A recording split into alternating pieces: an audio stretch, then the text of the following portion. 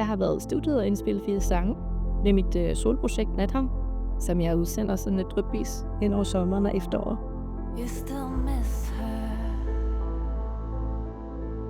You Still Miss Her er det første, vi sendte ud, og den handler om at være nummer 2. You still miss her. Og måske ikke føler man helt ved at se det i sit eget klare lys, men konstant bliver sammenlignet med sin forgænger. And I can take that away from you.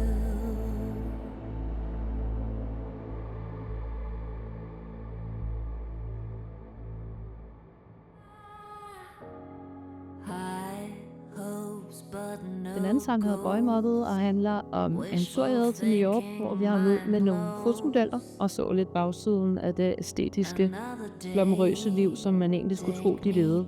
Og vi sad op på deres tagterrasse, eller så bare var taget på deres lejlighed og drak syntetiske sodavand og snakkede om universet. Og det der kom en sang ud af, der hedder Boy Model.